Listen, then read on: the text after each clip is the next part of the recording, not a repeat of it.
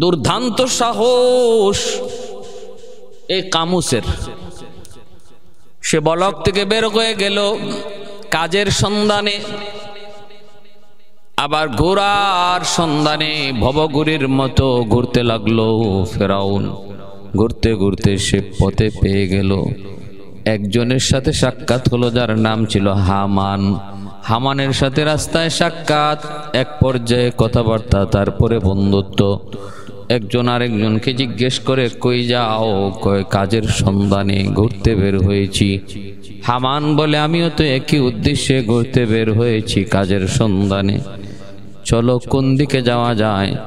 একজন আরেকজনের সাথে বন্ধুত্ব হয়ে গেল। ফেরাউন বলতেছে, যার নাম হলো কামুস, সে বলতেছে আমার ইচ্ছা হলো মিশর যাব। হামান বলে, চলো তাহলে মিশরের দিকেই যাই।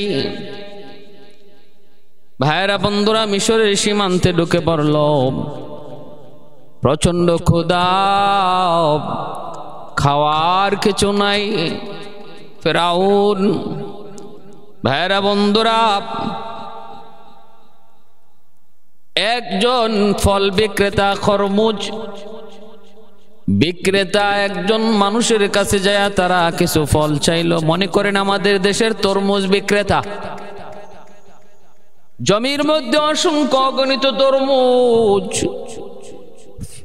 ফেরাউন তার বন্ধু হামানকে লইয়া ওই বিক্রেতার তরমুজের মালিকের কাছে একটা তরমুজ চাইলো খাইতে। জমির মালিক বলল, তোমরা তো এক সবল সুঠাম সুস্থ মানুষ, তোমরা কেন ভিক্ষা করবা? তোমরা কেন সওয়াল করবা? কাজ করে খাও, কাজ করে খাও। আরে সওয়াল তো করবে যে অপারগ, দুর্বল, অক্ষম। তোমরা তো অক্ষম নও, তোমরা কেন সওয়াল করবা? কাজ করে খাও। ফেরাউন বলতেছে, কি কাজ করব? জমির মালিক বলে, আমার তরমুজ বাজারে বিক্রি করো, বিক্রি কইরা টাকা নাও, আমাকে দাও, তোমরাও মজুরি নাও। ফেরাউন তার বন্ধু হামানকে ওই জায়গায় জামিন রাইখা সে তরমুজ নিয়ে বাজারে গেল, বিক্রি করলো, লাভ পাইলো, মালিককে বুঝাই দিল। মালিক খুশি হইয়া তাকে মজুরি দিল। প্রচন্ড খুশি হয়েছিল জমির মালিক, তরমুজ বিক্রেতা। এক পর্যায়ে জমির মালিক বলল, যুবক, তুমি বড় বিচক্ষণ, তুমি বড় চালাক, তুমি বড় চতুর, সর্বলাইনে তোমার জ্ঞান রয়েছে। তোমাকে যদি আমি রাখতে পারি তাহলে আমার ব্যবসার বড় লাভ হবে। একদিন দুই দিনের জন্য নয়, তুমি সারা বছরের জন্য আমার জমিতে কাম করবানি, আমার সাথে থাকবানি। প্রয়োজন তোমার যা আছে সব আমি পূরণ করব। কিন্তু ফেরাউনের কাজটা বড় পছন্দ হয় নাই। ফেরাউন বলতেছে, বন্ধু চল, এই কাজ আমার পছন্দ না, আমরা অন্যত্র চলে যাই, সামনের দিকে আগাও। কয় সামনের দিকে আগাও। তখন এই মিশরের রাজা ওই মিশরের রাজ দরবারের কাছে যে দুজন রাজার সাথে সাক্ষাৎ করলো। রাজ দরবারে যে রাজার সাথে সাক্ষাৎ করলো। ফেরাউন ডাক দিয়া বলতেছে, জাহাপনা, আমি অসংখ্য অগণিত জায়গায় কাজের সন্ধান করেছি, কোনো কাজ পাই না। আমি বড় দুর্বল, একজন অসহায় মানুষ। বহু দূর থেকে আপনার রাজ্যে এসেছি, কিন্তু উপযুক্ত কোনো কাজ পাইতেছি না। আমার মন চায়, জাহাপনা যদি আমাকে একটু দরদ দেখান, একটু মায়া করেন, একটু মমতা দেন, একটু মায়ার নজর যদি আপনি আমার দিকে দেন, আমার মন চায় আমি শাহী কোনো কাজ, দরবারের কোনো কাজ করতে চাই। যদি আপনি দয়া করে আমাকে রাজদরবারের কোনো কাজের দায়িত্ব দিতেন, আমি আপনার চিরকৃতজ্ঞ হইতাম। খুব চালাক, কথার মধ্যে খুব বড় মায়া, বড় জাদু। নবীজি বলেন, ইন্না মিনাল বায়ানি লা সিহরা। কিছু কিছু মানুষের কথার মাঝে জাদু আছে, জাদু। ফেরাউনের ওই রকম কথার মধ্যে জাদু ছিল। এই অল্প কথায় বাদশার সামনে সে এমন ভাবে নিজেকে প্রকাশ করেছে, বাদশাহ তার কথায় মুগ্ধ হয়ে বলতেছে, ঠিক আছে, তুমি কি কাজ করতে চাও রাজদরবারে বলো। কয়, জাহাপনা, আমাকে আপনি শাহী গুরুস্থানের দারোয়ান বানায় দেন, গুরুস্থানের দারোয়ান বানায় দেন। দারোয়ান আমি যথাযথ আমানতদারির সাথে দায়িত্ব পালন করব। বাদশাহ বলতেছে, ঠিক আছে, আমি তোমাকে কবরস্থানের দারোয়ান বানায় দিলাম। শাহী কবরস্থানের দারোয়ান হয়ে গেল। এই দারোয়ানির পোস্ট পাইয়া সে কবরস্থানের গেইটে বসে গেল। এরপরে ফরমান জারি করে দিল ফেরাউন, যেই আজকে থেকে কবরস্থানে কাউকে কবর দিবা অবশ্যই আমার পারমিশন লাগবে, অনুমতি লাগবে, আমার ছাড়পত্র লাগবে। অনুমতি ছাড়া, পারমিশন ছাড়া কাউকে কবর দেয়া যাবে না। এই ফরমান জারি করে দিল ফেরাউন। বারবার ফেরাউন বলতেছি কেন? কারণ পরিচিত হয়ে গেছে ওই এই নামে ফেরাউন। মূলত তার নাম হলো কামুস। ফেরাউন তো মিশরের যত বাদশাহ আসছে প্রত্যেকের উপাধি ছিল ফেরাউন। ইউসুফ আলাইহিস সালামের জমানায়ও যে বাদশাহ মিশরের ছিল তারও উপাধি ছিল ফেরাউন।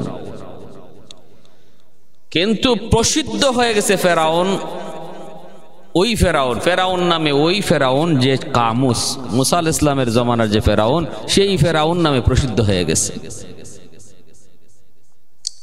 ভাইরা বন্ধুরা, জন্য বাদশাহ তার দায়িত্ব দিয়ে দিল শাহী কবরস্থানের দারোয়ান। এইবার দেখা গেল কি, তার ভাগ্যের চাকা আস্তে আস্তে ঘুরতে লাগলো। এই বছর মিশরে দেখা দিল প্লেগ রোগ মহামারী আকারে ধারণ করলো। ঘরে ঘরে মানুষ মারা যাইতেছে, এত পরিমাণে মানুষ মারা গেল। আর শুধু কবরস্থানের লাশ আর লাশ, প্রতিটা লাশ প্রতি 1 দিরহাম স্বর্ণ মুদ্রা, একটা করে স্বর্ণ মুদ্রা সে জমা রাখতেছে। আর এক একটা লাশ ঢুকাইতেছে, একটা করে স্বর্ণ মুদ্রা জমা রাখে আর লাশ ঢুকায়। কপাল খুলে গেল, অসংখ্য অগণিত লাশ কবরস্থানে ঢুকলো। আর ফেরাউনেরও কপাল খুলে গেল। টাকার ভান্ডার, স্বর্ণ মুদ্রার ভান্ডার। ভাইরা বন্ধুরা, ফাঁকে ফাঁকে আবার রাজদরবারেও ঢুকে বাচ্চার চোখের সামনে যায় বাচ্চার ব্যক্তিগত কিছু কাম কাজও করে বাচ্চাকে খুশি করার জন্য। বাচ্চা তো মহা খুশি তার উপর, এবং রাষ্ট্রীয় তহবিলে সে বাৎসরিক টাকাও জমা দিতেছে, বেশ টাকা জমা দিতেছে। বাচ্চা বড় খুশি, খুব খুশি। এক পর্যায়ে শহরের কোতোয়াল বানায় দিল, শহরের দায়িত্বশীল বানায় দিল, মেয়র যাকে বলে। ভাইরা বন্ধুরা, এবার বাদশাহ এই ফেরাউনের প্রতি তখন মিশরের রাজা খুশি হয়ে গেছে, ভিতরে ভিতরে মহা খুশি। ফেরাউন এইবার বন্ধু হামানকে বলতেছে, দোস্ত, আমার টার্গেট অনেক দূরে, এখানে নয়। আমি শুধু মিশরের বাদশাহ হতে চাই না, বরং আমি তামাম দুনিয়ার বাদশাহ হতে চাই। শুধু বাদশাহ না, আমি মানুষের মালিক হতে চাই, প্রভু হতে চাই। নাউজুবিল্লাহ। টার্গেট বড় কত দূর, কত বড় স্পর্ধা, কত বড় টার্গেট তার। কয়, আমি খালি রাজা হইতে খুশি না, বরং আমি প্রভু হইতে খুশি। আমি তাদের মানুষের রব হয়ে যাব। ভাইরা বন্ধুরা, আমান বলতেছে, দোস্ত, এত তাড়াতাড়ি এমন স্বপ্ন দেখা ঠিক নয়। দোস্ত, একটু নিজে নিজে চিন্তা করে দেখো, কি ছিলা, কি হয়েছ। এখনই তুমি আবার নিজের খোদা বলে দাবি করবা, এটা কেমন করে সম্ভব? ফেরাউন কয়, না না, আমার চিন্তা, আমার টার্গেট বড় দূরে, অনেক দূরে, অনেক দূরে, অনেক বড়। এখানে আমি যদি ক্ষান্ত হয়ে যাই হবে না। এবার তুমি বলো, আমার উদ্দেশ্য পূরণ করার জন্য কি করা লাগবে? কই, উদ্দেশ্য পূরণ করতে হলে আগে তোমাকে রাজা হওয়া লাগবে, রাজা, মিশরের রাজা হতে হবে।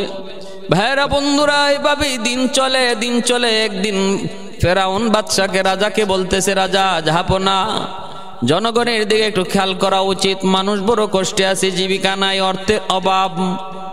যদি 2 বছরের জন্য খাজনা মওকুফ করে দেওয়া হয়, টার্গেট নিছে 2 বছরের জন্য যদি খাজনা মওকুফ করে দেওয়া হয় তাহলে জনগণ আপনার প্রতি বড় খুশি হবে, বড় খুশি হবে। রাজা বলতেছে এটা কেমন করে সম্ভব? 2 বছর যদি খাজনা মওকুফ করা হয় তাহলে রাজ্য চলবে কেমন করে? বন্ধুরা জন্য বলতেছিলাম, যুবক, এই ফেরাউন কিন্তু মূলত মিশরের লোক নয়, বাসিন্দা হলো বলকের। বের হয়েছিল কাজের সন্ধানে তালাশ করে করে রাজদরবারে ঢুকলো, মিশরের রাজদরবারে ঢুকলো, গোরস্থানের কবরস্থানের দারোয়ান হলো, সেখান থেকে এখন শহরের কোতোয়াল। এরপরে এখন বাদশারে বলতেছে, বাদশা জাহাপনা, জনগণের 2 বছরের জন্য খাজনা মওকুফ করে দেওয়া হোক। বাদশা বলতেছে কেমন করে সম্ভব? ঠিক আছে, নাও, তোমার খাতিরে 1 বছরের জন্য খাজনা মওকুফ করে দেওয়া হলো। রাজ্য চলবে কেমন করে? এবার ফেরাউন বলতেছে, জাহাপনা, আমিও তো ভাবতেছি রাজ্য তো চলা দরকার, রাজ্যেরও তো অনেক প্রয়োজন। ঠিক আছে, 2 বছরের জন্যই জনগণের খাজনা মওকুফ। 1 বছরের খাজনা আপনি দিলেন, আর 1 বছরের খাজনা আমি দিব জনগণের পক্ষ থেকে রাষ্ট্রীয় তহবিলে। দিয়াও দিল 2 বছর খাজনা মওকুফ, 1 বছর বাদশা করেছি, আর 1 বছর ফেরাউন তার নিজের থেকে খাজনা তহবিলে জমা রেখেছে। জনগণের ভিতরে তার জন্য, জনগণের মধ্যে তার জনপ্রিয়তা দিন দিন বাড়তে লাগলো। মুখে মুখে ফেরাউনের প্রশংসা। বাদশাও তার উপরে খুশি, রাজাও তার উপরে খুশি। কেমন করে সম্ভব? নিজের তহবিল থেকে মানুষের খাজনা পরিশোধ করছে, বাদশাও তার উপরে মহাখুশি। আমার ভাইয়েরা, বন্ধুরা, এক পর্যায়ে হঠাৎ করে বাদশার প্রধানমন্ত্রী অসুস্থ হয়ে মারা গেল। বাদশাহ খুশি হইয়া তার প্রধানমন্ত্রীর দায়িত্ব বাদ দিয়া দিল। তার সর্বদিক চতুর্মুখী গুণের দিকে খেয়াল করে বাদশাহ তারে প্রধানমন্ত্রীর দায়িত্ব দিয়ে দিল। আর প্রধানমন্ত্রীর দায়িত্ব পাওয়ার পর সেও সুচারুরূপে দায়িত্ব পালন করা শুরু করে দিল। সুন্দরভাবে দায়িত্ব পালন করে বিচার আচার সব কিছুর ক্ষেত্রে ফেরাউন ছিল অনন্য।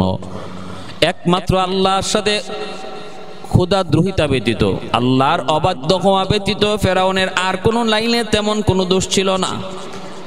বিচার বিভাগ ছিল তার বড় সুন্দর, সুষ্ঠু, তদন্ত, ন্যায় বিচার করত, গরিবের পক্ষে থাকতো, অসহায় মানুষকে সাহায্য করত। এই ছিল ফেরাউনের বিশেষ বিশেষ গুণ। দরিদ্র, অসহায়, দুর্বল মানুষের পক্ষ নিত, তাদেরকে সাহায্য করত। সাধারণ জনগণ তার ভক্ত ছিল।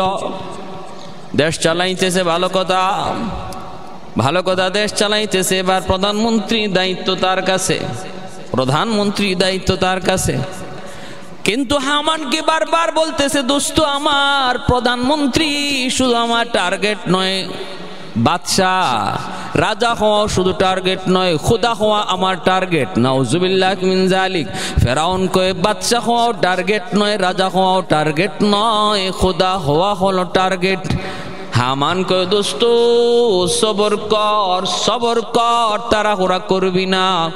এই মুহূর্তে যদি নিজের খোদা কয়া দাবি করো, কেউ মানবে না, কেউ তোরে মানবে না। আগে পরিবেশ তৈরি করা লাগবে। কেমনে? আগে রাজা হয়ালো না, দেশ চালাইতেছে, প্রধানমন্ত্রীর দায়িত্ব সুন্দরভাবে পরিচালনা করে। এর ভিতরে একদিন বাদশা অসুস্থ হয়ে গেল। এক ইতিহাসে আছে, বাদশা নিজেই অসুস্থ হওয়ার সময়, অসুস্থ হয়ে যখন দেখলো বাদশা নিজেই মৃত্যুর পথের যাত্রী, কোনো সন্তান নাই, তারপরে দেশের রাজা কে হবে? রাজা নিজেই তখন ফেরাউনকে ডাইকা, জনগণকে লইয়া, মন্ত্রী পরিষদ লইয়া ফেরাউনকে অর্থাৎ ওই কামুসকে তার দায়িত্বে বসায় দিয়া গেল। আরেকটা ইতিহাসে পাওয়া যায়, বাদশা মারা গেল, কাউকে দায়িত্ব দিয়া গেল না। এরপরে এলাকার মানুষজন, জনগণ সহ সবাই, মন্ত্রী পরিষদ মিলে ফেরাউনের প্রতি মানুষের ভক্তি আর শ্রদ্ধার দিকে খেয়াল করে এক বাক্যে সর্বসম্মতিক্রমে ফেরাউনকে বাদশা বানায় দেওয়া হলো, রাজা বানায় দেওয়া হলো। জনগণ মহা খুশি, সবাই তো তার উপরে খুশি, কারণ প্রধানমন্ত্রীর দায়িত্ব থেকে নিয়ে পিছনে যতগুলি দায়িত্ব সবগুলি দায়িত্ব সুন্দরভাবে সম্পন্ন করেছে। সর্বসম্মতিক্রমে মিশরের বাদশা, মিশরের রাজা হয়ে গেল ফেরাউন, যার নাম হলো কাবুস।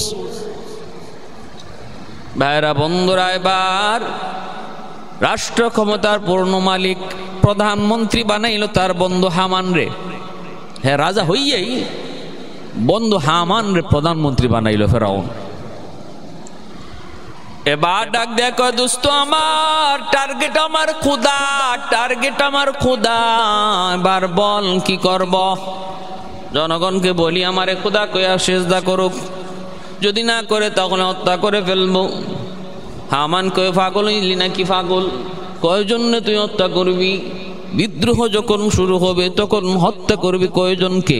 অতএব না, তোর এই চিন্তা বাস্তবায়ন করার জন্য আগে পরিবেশ তৈরি করে নে।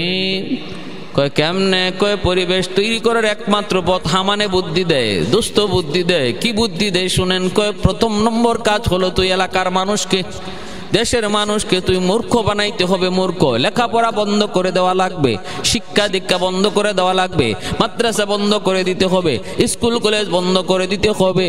মানুষজন শিক্ষার আলো থেকে দূরে সরে মূর্খ হয়ে যায়। আল্লাহর পরিচিতি যেন তাদের অন্তরে না থাকে, আল্লাহর পরিচয় যেন তারা না জানে না শোনে। তখন যখন আল্লাহ কি জিনিস জানবেই না নিজেরে, তখন যদি তুমি খোদা কয়ে দাবি করো তাহলে মানতে কোনো অসুবিধা হবে না। টার্গেটটা দেখছেন? এজন্যই নাস্তিকদের টার্গেট হলো, বাংলাদেশের জমিনেও যারা আল্লাহর নাম নেওয়া বন্ধ করার পায় তারাই লিপ্ত রয়েছে। আল্লাহর পরিচিতি যেই শিক্ষা হয়, এই শিক্ষা যারা বন্ধ করতে চায়, এরা ফেরাউনের থিওরি গ্রহণ করেছে, হামানের থিওরি গ্রহণ করেছে। ওরা মুসলমানের রক্ত এদের গায়ে নাই, এদের গায়ে রক্ত হলো হামানের রক্ত, এদের গায়ে রক্ত হলো ফেরাউনের রক্ত। যারা কোরআন হাদিসের লেখাপড়া বন্ধ করে আল্লাহর পরিচিতি বন্ধ করে দিতে চায়, আল্লাহর পরিচিতিরা মানুষের অন্তর থেকে মুছে দিতে চায়, এদের গায়ে রক্ত হলো ফেরাউন হামানের রক্ত। নিঃসন্দেহে, কোনো সন্দেহ নাই এই কথায়। এটা আজকের থিওরি নয়, এটা আজকের ষড়যন্ত্র নয়, বহু আগের ষড়যন্ত্র। আমার ভাইয়েরা বন্ধুরা, ফেরাউন বলতেছে দোস্ত তাহলে এমনই করো। এবার ফেরাউন আদেশ জারি করলো, আমার দেশে যারা বেকার তাদেরকে বেকার ভাতা দেওয়া হবে, বেকার ভাতা। এই বেকারদের জন্য বেকার ভাতা সর্বপ্রথম উদ্যোগ নিল। বেকার থাকলে অসুবিধা নাই, তোমারে ভাতা দেওয়া হবে। আরে এই ভাতা কোত্থেকে দেওয়া হবে? কই শিক্ষা ব্যবস্থার, শিক্ষার যে ফান্ড আছে, ওই বাজেট আছে, ওই শিক্ষার বাজেট থেকে বেকারদেরকে ভাতা দিবে। শিক্ষার বাজেট কমাইয়া দেওয়া হবে, বেকারদের ভাতা বাড়াইয়া দেওয়া হবে। তাহলে আর মানুষ শিক্ষা দীক্ষা করে কি লাভ? টাকা পয়সা খরচ করে কি লাভ? বেকার থাকবে, অসুবিধা নাই। বাদশা তো আমাদেরকে খাওয়াবে, পড়াবে, সবকিছু বাদশা দিবে। লেখাপড়ার প্রতি মানুষের আগ্রহ, লেখাপড়ার প্রতি মানুষের যে আগ্রহ, সেটা নষ্ট করে দেওয়ার জন্যই প্রথমে এই উদ্যোগ নিল। আস্তে আস্তে সহজে কম যেন প্রথম ফুল টার্গেট না নিয়ে অল্প করে ডোজ দেওয়া শুরু করছে সহনীয় পর্যায়ে। মাদ্রাসা শিক্ষার প্রতি সরকারের কোনো অনুদান নাই, সরকারের কোনো বাজেট নাই, সরকারের কোনো বিল পাস নাই। মানুষ যেন এই কথা কোয়া দরকার নাই, মাদ্রাসা বন্ধ করো, এটা বলা দরকার নাই। ওদেরকে বাজেট দেওয়া বন্ধ করে দাও, ওদের তহবিল দেওয়া বন্ধ করে দাও, কোথা থেকে কোন থেকে তাদের টাকা পয়সা আছে এগুলা বন্ধ করে দাও। আমরা কেন বলবো মাদ্রাসা বন্ধ করো? আমরা এই টাকার উৎস বন্ধ করে দিব, মাদ্রাসা অটোমেটিক বন্ধ হয়ে যাবে। কিন্তু হারামিরা, ওই নাস্তিকরা, এরা জানেই না এই দ্বীনি শিক্ষা মানুষ মাত্র সাধারণ একটা উসিলা, মূলত এই প্রতিষ্ঠানগুলি মূলে চালান আল্লাহ, কারণ এই প্রতিষ্ঠানের মূল ভিত হলো আল্লাহর পরিচিতি আর আমার নবীর আদর্শ। অতএব এই দ্বীনি শিক্ষা প্রতিষ্ঠান এগুলা দুনিয়াতে টিকায় রাখার জিম্মাদার আল্লাহ। ইন্না নাহনু নাজ্জালনা যিকরা ওয়া ইন্না লাহু লাহাফিজুন। এই শিক্ষা প্রতিষ্ঠানগুলোতে লেনিনের আদর্শ শেখানো হয় না, কার্ল মার্ক্সের আদর্শ শেখানো হয় না, মাও সেতুংয়ের আদর্শ শেখানো হয় না, এখানে বাইবেল পড়ানো হয় না, এখানে অমুক তমুক বই পড়ানো হয় না, কোনো পড়ানো হয় আল্লাহর কালাম, পড়ানো হয় আল্লাহর কালাম, শিখানো হয় আল্লাহর কালাম, শিক্ষা দীক্ষা সব কিছু পড়ানো হয় আল্লাহর কালাম আর আমার নবীর আদর্শ। আর আল্লাহ বলেন আমার কালামকে এই দুনিয়ায় টিকায় রাখা, আমার কালামকে এই দুনিয়ার মধ্যে টিকায় রাখার দায়িত্ব আমি কোনো মানুষের হাতে দেই নাই, এই দায়িত্ব আমি আল্লাহর কুদরতি হাতে। ইন্না নাহনু নাজ্জালনা যিকরা ওয়া ইন্না লাহু লাহাফিজুন। অতএব যেই সকল মাদ্রাসাগুলোতে আল্লাহর কালাম পড়ানো হয়, আল্লাহর কালাম বোঝানো হয়, আল্লাহর কালাম শেখানো হয়, ওই প্রতিষ্ঠানগুলা টিকায় রাখার জিম্মাদার আল্লাহ নিজে। তুমি উৎস বন্ধ করে দিলে কি হবে? আজ পর্যন্ত এরকম ভাবে উদ্যোগ নিয়ে কয়টা মাদ্রাসা বন্ধ করতে পারছে? কুদরতি ইশারায় চলতেছে। ভাইয়েরা বন্ধুরার জন্য বলতেছিলাম, হামান বলতেছে দোস্ত সাবধান, এটা কর। মানুষের আগ্রহ আস্তে আস্তে কমায় দিল। এখন বেকারের সংখ্যা বেড়ে গেল, বেকারের সংখ্যা বেড়ে গেল। কয়েক বছরের ভিতরে দেখা গেল স্কুল কলেজের সংখ্যা কমে গেছে, শিক্ষা দীক্ষা কমে গেছে, বেকারের সংখ্যা আস্তে আস্তে বেড়ে গেছে। হামান কয় দোস্ত আমাদের টার্গেট সফল, যে লাইনে আগাইতেছি এটাই ঠিক, এটাই ঠিক। বেশ কয়েক বছর পর বাদশাহ ওই হামান তার বন্ধু ফেরাউনকে বলতেছে দোস্ত এখন তুমি শিক্ষা ওপেন বন্ধ করে দাও, যে দূরে আছে এর দূর আর করা যাবে না, প্রতিষ্ঠানগুলি বন্ধ করে দাও, কারণ প্রতিষ্ঠানে এমনি ছাত্র নাই, শিক্ষক নাই, দুই একজন যে আছে ও এটারে বন্ধ করে দিলে কেউ প্রতিবাদ করবে না, কারণ বেকার ভাতা পাইতেছে। কি পাইতেছে? বেকার ভাতা পাইতেছে। বন্ধ করে দিল, কোনো প্রতিবাদ নাই। তারপরে হামান বলতেছে চরিত্র নষ্ট করার জন্য যত যা কিছু আয়োজন আছে সব ওপেন করে দাও, মানুষ যেন আর মানুষ না থাকে, ওইগুলারে হাইওয়ান বানিয়ে দাও, হাইওয়ান বানিয়ে দাও। চরিত্র নষ্ট করার যত আসবাব, যত সরঞ্জাম, গান বাজনা, নৃত্য নর্তকী সব ওপেন করে দিল, মদ গাঞ্জা ওপেন করে দিল। এখন আর মানুষ মানুষ নেই, মানুষ হয়ে গেছে হাইওয়ান। ইহুদিদের ওইটা একটা থিওরি। ইহুদিরা পৃথিবীর কোনো ইহুদি জাতি ছাড়া আর কোনো জাতিরে ওরা ফুল মানুষ মনে করে না। কাউকে অর্ধেক মানুষ মনে করে, কাউকে 1/3 মানুষ মনে করে, কাউকে 1/4 মানুষ মনে করে। কারণ ওরা মনে করে যে যাদের মধ্যে মনুষ্যত্ব নাই এরা আবার মানুষ হয় কি কেমন করে। আর এই মনুষ্যত্ব নষ্ট করার জন্য ইহুদিরা ওই তারা ছাড়া অন্য জাতিদের মনুষ্যত্ব নষ্ট করার জন্য যা যা করা দরকার, টাকা লাগলে টাকা, নারী লাগলে নারী দিয়া দিয়া মানুষের ক্যারেক্টার আর চরিত্র নষ্ট করে দিয়া হাইওয়ান, কাউরে অর্ধেক মানুষ বানায় রাখছে, অর্ধেক হাইওয়ান বানায় রাখছে, কাউরে 3 ভাগের 1 ভাগ মানুষ বানায় রাখছে, বাকি 2 ভাগ হাইওয়ান বানায় রাখছে। এই জন্য ইহুদিরা নিজের আরে মানুষ ছাড়া আর কাউরে ফুল মানুষ কয় না। ফেরাউনও হামানের থিওরি গ্রহণ করছে, নিজের যদি খোদা দাবি করতে হয় 1 নাম্বার হলো শিক্ষা ব্যবস্থা ধ্বংস করো, সমস্ত মানুষকে মূর্খ বানাও। কেউ যেন যদি শিক্ষিত থাকে তাহলে শিক্ষিত মানুষ কখনো তোমাকে মানবে না, খোদা বলে স্বীকার করবে না, সে তার শিক্ষার থিওরি দিয়া তোমার খোদাই বাতিল করবে। আর সাধারণ মানুষকেও শিক্ষার গুণ দিয়ে বুঝাই নিবে যে তুমি খোদা হতে পারো না। অতএব শিক্ষা দীক্ষা রাখা যাবে না, বন্ধ করে মূর্খ বানাও। এর পরে চরিত্র নষ্ট করে দাও, চরিত্র নষ্ট করার যত আসবাব সব ওপেন করে দিল। এখন আর মানুষ মানুষ নেই, সব হাইওয়ান।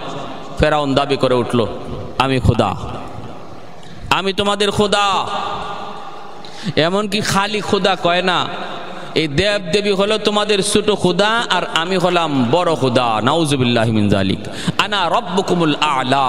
আল্লাহ কোরআনের মধ্যে বলেছেন, ফেরাউন ঘোষণা করছে আনা রাব্বুকুমুল আ'লা, দেব দেবী গুলা ছোট খোদা আর আমি হলাম বড় খোদা। আল্লাহ পাক রব্বুল আলামিন কয় আচ্ছা আমি আল্লাহ দেখতেছি, কই পর্যন্ত তুই বাড়তে পারো। প্রথম খোদা দাবি করলে ধরলাম না, দেখি আর কদ্দূর বারস। এরপরে দেখি এখন কয় সবচেয়ে বড় খোদা হে, সবচেয়ে বড় খোদা হে।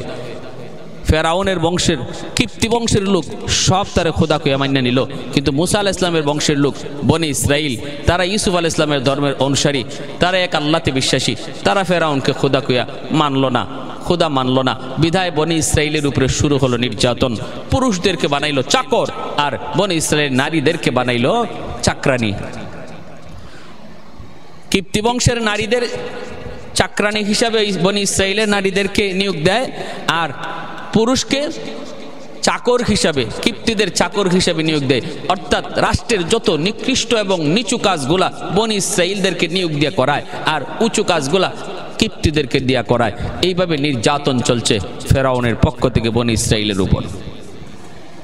আমার ভাইরা বন্ধুদের জন্য বলতেছিলাম, এইভাবেই চলছে। একদিন নীল দরিয়ার পানি শুকায় গেল, নীল দরিয়ার পানি শুকায় গেল।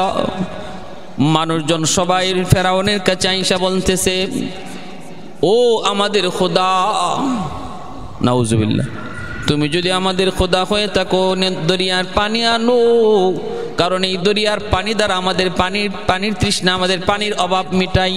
এই দরিয়ার, নীল দরিয়ার পানি দ্বারা আমরা ক্ষেত কামার চাষাবাদ করি, এই পানি দ্বারাই আমাদের জীবন।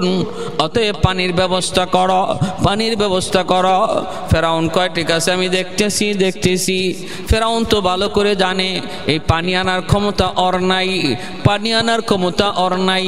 ও যে খোদা দাবি করে, এটা সম্পূর্ণ একটা ফাও কথা, মানুষকে একটা ধোঁকা দেয়া রাখছে। ভাইরা বন্ধুরা, মানুষ কিছুটা তারে খোদা কয়া দাবি, খোদা মেনে নেওয়ার কিছুটা কারণও ছিল, যুক্তিও ছিল। হায়াত পাইছে 450 বছর, কোন রেওয়ায়েতে 400 বছর। একদিনের জন্য ফেরাউন কোনো অসুস্থ হয় নাই, এমনকি সর্দি কাশিটা পর্যন্ত ফেরাউনের হয় নাই, ঠান্ডা পর্যন্ত লাগে নাই ফেরাউনের। তার রাজমহলের পাশে একটা ছিল গাছ, এই গাছের পাতা দিয়া সে মানুষের চিকিৎসা করত। এই চিকিৎসার দ্বারা মানুষ ভালো হয়ে যাইত। নীল দরিয়ার পানি শুকিয়ে গেল। এইবার ফেরাউন বুঝতে পারলো, ধরা বনে খায়া গেছি, এখন পানি আনবো কেমন করে। রাতের অন্ধকারে পাহাড়ে চলে যায়, জঙ্গলে চলে যায়, গর্তের ভিতরে ঢুকে ফেরাউন আল্লাহর কাছে সেজদায় পড়ে কান্দে, আর কয়, মালিক, আমি তো ভালো করে জানি আমি কেমন খোদা, তুমিও ভালো করে জানো আমি কেমন খোদা। আমি তো হলাম পাক্কা একটা বাটফার, আমি হলাম আস্তা একটা বাটফার, আমি হলাম আস্তা একটা চিটার। মানুষের কাছে খোদা কয়া দাবি করতে, খোদা কয়া প্রকাশ করতে আমার বড় ভালো লাগে গো মালিক। তুমি তো হলে আসল মালিক, আমি হলাম নকল মালিক। আল্লাহ, আমার মনের ইচ্ছাটা তুমি একটু পূরণ করতে দাও না। দুনিয়াতে আমার একটু খোদা, দুনিয়াতে আমারে মানুষ খোদা কয়া ডাকুক, আমার মনের ইচ্ছাটা তুমি একটু পূরণ করতে দাও। আমি আখিরাত চাই না, আমি দুনিয়া চাই। আল্লাহ, আমারে দুনিয়াতে তুমি এই সুযোগটা দিয়ে দাও, আখিরাতে তুমি আমারে জাহান্নামের আগুনে জ্বালাইও, আখিরাতে তুমি আমারে শাস্তি দিও, আখিরাতের বদলা আমারে দুনিয়া তুমি দিয়া দাও। আল্লাহর কাছে যখন এইভাবে কান্দে, রব্বুল আলামিন তার এই দোয়া কবুল করে নিছে। বান্দা, ঠিক আছে, আখিরাত তুই চাইলি না, দুনিয়া চাইলি, নে আমি তোরে দুনিয়া দিলাম। দুনিয়াতে তোরে খোদা কয়া প্রকাশ করার মতো যোগ্যতাও দিয়ে দিলাম। আল্লাহ পাক রব্বুল আলামিন তার কথার উপরে আল্লাহ পাক তার এই দাবি, তার এই প্রস্তাব কবুল কইরা নীল দরিয়ায় পানির ব্যবস্থা কইরা দিলেন। পানি হয়ে গেছে, নীল দরিয়া পানি হয়ে গেছে। কান্দা, কেমন কান্না দিছে আল্লাহর কাছে, কান্দে কয়, আল্লাহ আমারে দুনিয়া দিলাও, আখিরাত দিও না, আখিরাত লাগতো না, আমারে দুনিয়া দিয়া লাও। নাউজুবিল্লাহি মিন যালিক। অথচ আখিরাতের তুলনায় দুনিয়ার হায়াতের জীবন, এটা তুলনাই হয় না, নগণ্য। ওই হারামি তা তো জানে না, হারামি তা তো জানে না। আহা, হায় রে!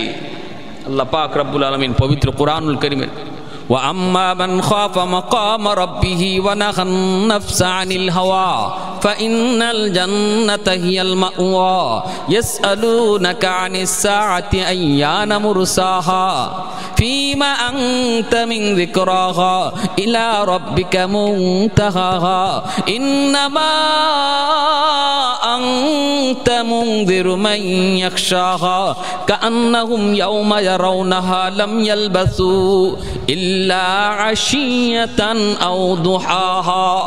আখিরাতের জীবন দেখার পরে জালেমেরা বলবে, হায় রে, দুনিয়ার 60-70 বছরের হায়াত, 100 বছরের, 400 বছরের, 500 বছরের, 1000 বছরের হায়াত আমার হয়তো একটা দুপুর বেলা, দুপুরের সময় হয় আমার বিকাল বেলা 1 ঘন্টা 2 ঘন্টা টাইম ছিল মাত্র। আখিরাতের হায়াতের তুলনায় নগণ্য, নগণ্য থেকে নগণ্য মনে হবে। আহাম্মক হলো ওই মানুষগুলি, নির্বোধ হলো ওই মানুষগুলি, যেই মানুষগুলি দুনিয়ার বদলা আখিরাত বরবাদ করে দিছে, দুনিয়া পাইয়া আখিরাত চাইরা দিছে। এরা ফেরাউনের মতো নির্বোধ আর বোকা ছাড়া কেউ না। ফেরাউন পারছে, নমরুদ পারছে, আখিরাত বাদ। ফেরাউন আল্লাহ কাছ থেকে চাইয়াই নিয়ে গেছে, কয় আমার আখিরাত লাগতো না, আমার দুনিয়া দিয়ে লাও। আল্লাহ দিয়া দিছে।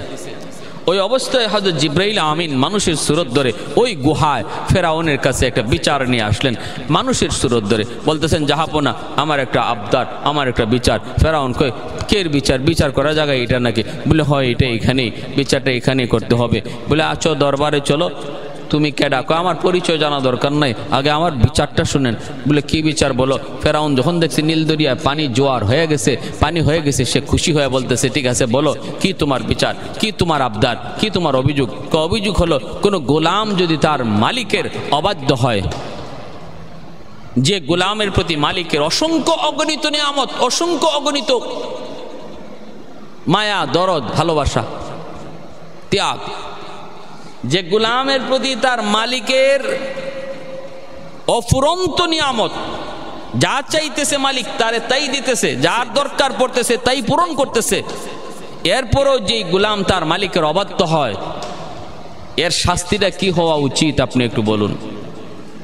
ফেরাউনের খবর নাই, সে মনে করছে দুনিয়ার মালিক আর গোলামের প্রশ্ন লইয়া আসছে এই মানুষটা, হয়তো তার গোলামে তার সাথে এরকম খারাপ আচরণ করতেছে। কই, এর শাস্তি হলো নীল দরিয়ার পানিতে ওরে চুবাইয়া মারা। জিবরাইল আমিন বলে, ভালো কথা, এইটাকে সঠিক বিচার? বলে, হ্যাঁ, এটাই সঠিক বিচার। কথা হলে আপনি শুধু মুখে না, কথাটা আমার কাগজে লিখে দেন, কারণ আমার এরকম একটা বিচার করা লাগবে। আপনার যদি স্বাক্ষর থাকে, সিল থাকে, তাহলে বিচারটা আমার খুব আসান হবে। কয়, আমি কাগজ কলম এখন কই পাবো? জিবরাইল আলাইহিস সালাম মানুষের সুরত ধরে তিনি বলেন, ব্যবস্থা আমার কাছে সব আছে, কাগজ কলমে ফেরাউন লিখে দিছে। যেই মালিক, যেই গোলাম মালিকের অবাধ্য হয়, অথচ ওই গোলামের প্রতি তার মালিকের অফুরন্ত নিয়ামত, এর শাস্তি হলো নীল দরিয়া পানিতে চুবাইয়া মারা। এই কথা কাগজে লিখিয়া ফেরাউন তার স্বাক্ষর উল্লেখ করে দিছে। এই কাগজটা জিবরাইল আলাইহিস সালাম নিজের কাছে লইয়া তিনি গুহা থেকে চলে আসলেন। আমার ভাইরা, বন্ধুরা, এরপরে ফেরাউনের মানুষ জনগণের সামনে যে হাজির হলো, জনগণকে বললো যে, দেখো আমি তোমাদের কেমন ক্ষুধা, তোমরা পানি চাইছো, নীল দরিয়া পানির ব্যবস্থা হয়ে গেছে। আল্লাহ পাক তারই দাবিটারে, তারই আবদারটারে আল্লাহ এমন কবুল করা করছে, আল্লাহ পাক এমনভাবে গ্রহণ করছে। কয়, নে আজকে থেকে নীল দরিয়ার পানি তোর কোথায় উঠবো আর তোর কোথায় যাবে, তোর কোথায় জোয়ার হবে, তোর কোথায় ভাটা হবে, যেভাবে তুই বলবি এভাবে। এখন দেখা যায় ফেরাউনের কথায় নীল দরিয়ার পানির জোয়ার ভাটা হয়। মানুষজন তারে ক্ষুধা খোয়া আরো বাড়াইয়া দিছে, তাদের ইয়াকিন আরো বেড়ে গেছে যে ইনি আমাদের বড় খোদা, ইনি আমাদের আসল খোদা। হ্যাঁ ভাইরা, বন্ধুরা, এভাবেই চলছে, এইভাবেই চলছে, চালাইতেছে। কিন্তু তার ঘরে হযরত বিবি আসিয়া, তার স্ত্রী, বনি ইসরাইলের একজন অনিন্দ্য সুন্দরী, বিশ্ব সুন্দরী একজন নারী আসিয়া, রূপে গুণে সর্বদিক দিয়া তিনি অতুলনীয়, পুত পবিত্র, তারে পছন্দ করে ফেরাউন বিয়ে করেছিল। আসিয়া কিন্তু তারে খোদা বলে মানতে রাজি না। আসিয়া কিন্তু তার খোদা বলে বানতে রাজি না। এইভাবে ফেরাউন চালাইতেছে তার দরবার, চালাইতেছে খোদা বইলা চালাইতেছে। এর ভিতরে জ্যোতিষীরা একদিন বলতেছে জাহাপনা, আপনার রাজ্যে একটা বাচ্চা, আপনার রাজ্যে একটা সন্তান জন্ম নিবে, এই সন্তানের হাতে আপনার রাজত্ব যাবে, ক্ষমতা যাবে। এখনো সে দুনিয়া আসে নাই, এমনকি মার গর্ভে এখনো আসে নাই, এখনো সে বাবার উদরেই রয়েছে, বাবার পৃষ্ঠদেশেই রয়েছে, তার বাপ মার এখনো মিলন হয় নাই। আমরা জ্যোতিষী বিদ্যা পড়ে যা পড়লাম, যা জানলাম, তার হাতে আপনার ক্ষমতা যাবে। বাদশা তো জারি করলো, কয় কোন বংশের হবে, কয় বনি ইসরাইলের। জ্যোতিষীরা কয় বনি ইসরাইলের, বাচ্চাটা জন্মিবে বনি ইসরাইলে। ফেরাউন ঘোষণা দিল বনি ইসরাইলের কোনো নারী পুরুষ আজ থেকে মিলামিশা করতে পারবে না। এই ফেরাউনের দরবারি, রাজদরবারে গুরুত্বপূর্ণ এক পদে দায়িত্বে তিনি চাকরি করতেন মুসা আলাইহিস সালামের আব্বা, যার নাম ইমরান, মা তিনি হলেন খাতুন। ইমরান মুসা আলাইহিস সালামের বাবা, তিনি তো রাজদরবারে চাকরি করতেন। আদেশ জারি করলো স্বামী স্ত্রী আর একজন আরেকজনের সাথে মিলামেশা নিষেধ। এখন তো মিলামেশা করার সুযোগ নাই, নিষেধ করে দিছে। মুসা আলাইহিস সালামের আম্মা গভীর রজনীতে একদিন স্বামীর খুঁজে রাজ দরবারের ভিতরে ঢুকে গেলেন। গভীর রাত, দেখেন দরবারে স্বামী একা, আর কেউ নাই। মুসা আলাইহিস সালামের আম্মা স্বামীর কাছে গেলেন, কেউ নাই, নিরিবিলি রাত, গভীর। স্বামী স্ত্রীর ভিতরে একটা কামভাব জাগলো, গোপনে তারা একে অপরে মিলিত হয়ে গেলেন। এরপরে দ্রুত মুসা আলাইহিস সালামের আম্মা চলে আসলেন। ভাইরা বন্ধুরা, পরের দিনই জ্যোতিষীরা জানায় দিয়েছে বাচ্চাকে, বাচ্চা যাপনা। খবর বড় খারাপ, যেই বাচ্চার হাতে আপনার ক্ষমতা যাবে, এই বাচ্চা এখন আর বাবার পৃষ্ঠদেশে নাই, বাবার পৃষ্ঠদেশ থেকে মায়ের উদরে চলে আসছে। কসকি কোন ফাঁকে কি হইলো তালাশ করে দেয়, কোনো খবরই নেই। মূলত তার রাজদরবারে ঘুরে গেছে ঘটনা। ওই রাত্রেই মুসা আলাইহিস সালাম বাবার পৃষ্ঠদেশ থেকে মায়ের উদরে চলে গেছেন। কিন্তু ফেরাউন এবার আদেশ জারি করেছে, হাইরে সর্বনাশ, এখন দেখো তোমরা তাড়াতাড়ি করে কোন মহিলা গর্ভবতী হইতেছে, যে মহিলা গর্ভবতী হয় সাথে সাথে তার গর্ভপাত করাও, অথবা তারে হত্যা করো, তার পেটের বাচ্চারে নষ্ট করো। এই কিপ্তি বংশের মহিলারা, ফেরাউনের বংশের মহিলারা, বনি ইসরাইলের বংশের নারীদের এই কারা গর্ভবতী হইছে তাদের তালাশে বের হয়ে গেল। আল্লাহ পাক পৃথিবীতে দুইজন নারী, দুইজন মার সন্তান পেটে আসার পরেও তাদের পেটটাকে আল্লাহ এমনভাবে রাখছিলেন যেন কেউ বুঝতে না পারে যে পেটে সন্তান আছে। এক হলো উম্মে মুসা, আরেক হলেন উম্মে ঈসা। এক হলেন মুসা আলাইহিস সালামের আম্মা, আরেক হলেন হযরত ঈসা আলাইহিস সালামের আম্মা। এই দুজন মায়ের পেট স্বাভাবিক ছিল সন্তান পেটে আসার পরেও। এজন্য কিপ্তি নারীরা মুসা আলাইহিস সালামের আম্মাকে দেখছে, কিন্তু বুঝতে পারে নাই পেটে বাচ্চা ছিল। আল্লাহর কুদরতে যে বাচ্চা ভূমিষ্ঠ হলো, মুসা আলাইহিস সালামের জন্ম হলো, নীল দরিয়ায় ভাসাই দিলেন আল্লাহর হুকুমে। এই কাঠের বাক্স যায় ফেরাউনের দরবারে যায় লাগলো। ভূমিষ্ঠ হওয়ার পরেও একে একে জানাই দিল। জ্যোতিষীরা কইল এখন মার পেট থেকে বাচ্চা দুনিয়াতে আইছে। ফেরাউন আদেশ জারি করলো, যত শিশু বাচ্চা আছে বনি ইসরাইলের জবাই করো। একদিনে 70,000 শিশু বাচ্চা জবাই করছে। এরপরও মুসা আলাইহিস সালামকে পায় নাই। আল্লাহ পাক বলছে মুসার মাকে, ফাআউহাইনা ইলা উম্মি মুসা আন আরদিহি ফাইদা খিফতি আলাইহি ফাআলকিহি ফিল ইয়াম্মি ওয়ালা তাখাফি ওয়ালা তাহজানি ইন্না রাদুহু ইলাইকি ওয়া জাইলুহু মিনাল মুরসালিন। ও মুসার মা, মুসাকে নীল দরিয়া ভাসায় দাও। বাক্সের মধ্যে বইরা তিনি ভাসায় দিলেন। ফেরাউনের কাঠে আইসা লাগলো। আসিয়া ঘাট থেকেও তুললেন। সন্তান চাঁদের মতো চেহারা, এত সুন্দর, নবী তো চেহারা সুন্দর হবেই।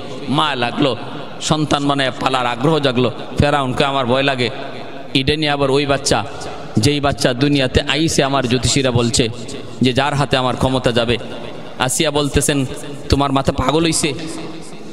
ওরা বলছে বাচ্চারা বনি ইসরাইলের হবে। যদি এই বাচ্চা বনি ইসরাইলের হইতো তাহলে বাক্স এইদিকে আসার কথা না।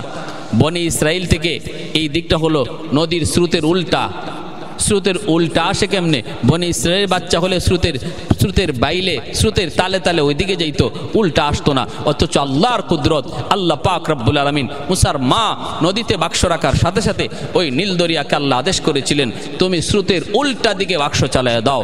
আল্লাহর কুদরতে স্রোতের উল্টা আসছে। আর এই যুক্তি দিয়া আসিয়া ফেরাউনকে বুঝাইয়া দিছে যে না, এই বাচ্চা বনি ইসরায়েল হইতেই পারে না, কারণ যুক্তিতে ধরে না। স্রোতের উল্টা কেমনে আসবে? উল্টা তো আনাইছেন আল্লাহ। মানুষের যুক্তি যেখানে শেষ, আল্লাহর কুদরত সেখানে শুরু হয় মাত্র।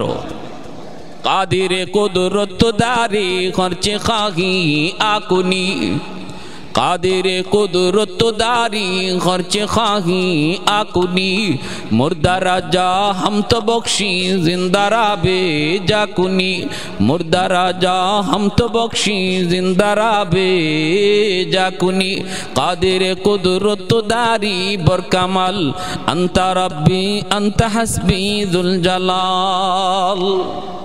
ভাইরা বন্ধুরা, মুসা আলাইহিস সালামের শিশুকাল কাটলো ফেরাউনের রাজ দরবারে। এরপরে তিনি আস্তে আস্তে বড় হলেন। ভাইরা আমি ওই দিকে আর যাব না, লম্বা কথা। আস্তে আস্তে বড় হলেন। ফেরাউনের কাছে তিনি একত্ববাদের দাওয়াত পেশ করলেন। ফেরাউন বলতেছে না না, তোমার খোদা কি করে? কয় আমার খোদা মানুষকে হায়াত দেয়, মানুষকে মৌত দেয়। ফেরাউন কয় আমিও হায়াত মৌত দিই। জেলখানা থেকে দুইজন মানুষ এনে একজনকে হত্যা করলো আর একজনকে বাঁচায়া দিল। মুসা আলাইহিস সালাম বলতেছে আমার আল্লাহ সূর্যকে পূর্ব দিকে উঠায়, পশ্চিম দিকে অস্ত নেয়। তুমি যদি পারো পূর্ব দিক থেকে নয় পশ্চিম দিক থেকে সূর্য উঠাও।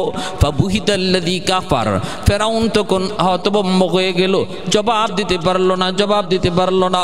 ফেরাউন হামানকে উঁচু একটা ইমারত তৈরি করলো। ওই উঁচু ইমারত তৈরি করে ওইখান থেকে তীর মাইরা আল্লাহকে শেষ করার জন্য তীর মারলো। আল্লাহ ফেরেশতাদেরকে বললেন তীরের মাথার মধ্যে তোমরা একটু রক্ত লাগায়া দাও, ওর খাহেসটা পূরণ করতে দাও। তীর যখন ফিরে আসলো, তীরের মাথায় রক্ত। ফেরাউন বলতেছে এই যে দেখো মুসার খোদারে মেরে ফেলছি, তীরে রক্ত। আল্লাহ পাক কয়ে রে জিব্রাইল, একটা পাখা দিয়া এর উঁচু ইমারত ধ্বংস করে দাও। ধ্বংস করে দেওয়া হলো।